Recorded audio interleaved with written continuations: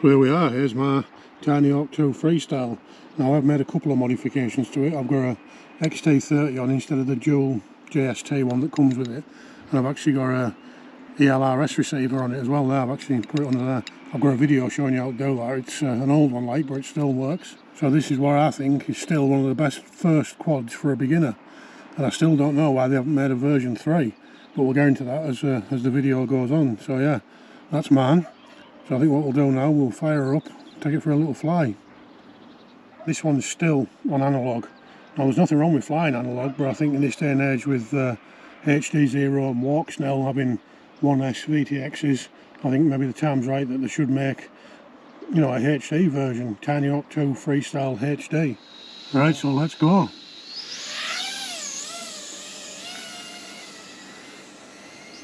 Just straight away there, while I fly in front of me, you can. One of the brilliant things with this quad is how quiet it is. You know, next to no sound whatsoever there. But one thing you can say straight away is that, you know, the picture quality is not the best.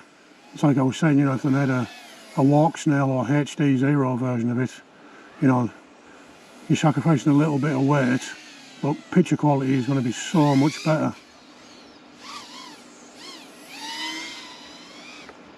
But one thing's for sure, you know, it may only be a little 2.5 inch 2S this, but it's so much fun to fly.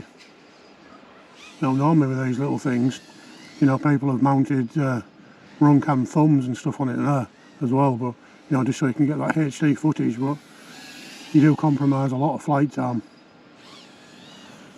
So again, you know, especially with walksnail, that ability to record on the VTX at is it 720 or 1080 or whatever it is, you know, it does make a little bit more attractive. You can actually get some half decent footage off it then.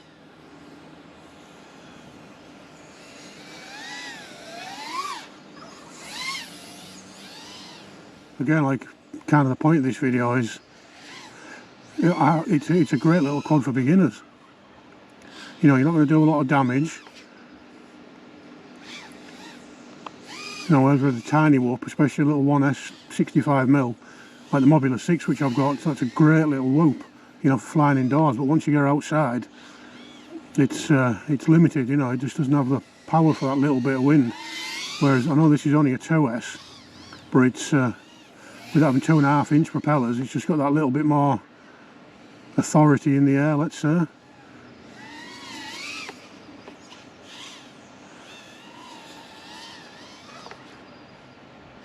I actually forgot how much fun this little thing was.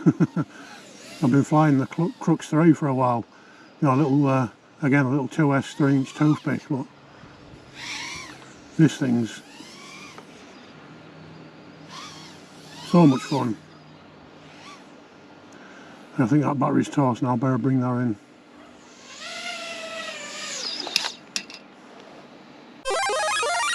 Well, there we go, that was just a little flight there with the Tiny Hawk 2 Freestyle. You know, I think it is a great little quad for beginners. 2.5 inch, right, like I said in the flying section. Very light, holds up well to damage, you know, pretty cheap. I think, you know, I mean, I know this is, what, 2-year-old, I'll get it on that way anyway. 100 quid nowadays is nothing. For the analog version there is. I mean, obviously, if they do ever decide to make an HD version with walksnail or hdzero, you know, you're going to pour another 100 quid on that. You know, once it gets up to 200 quid, would it be worth it? I still think it would be for, you know, for someone's first quad, because it'd probably have, you know, built-in elrs and then maybe either an XT30 connector or the new GMB one. I forget what that is. I'll put a little thing down there if I can remember where it is.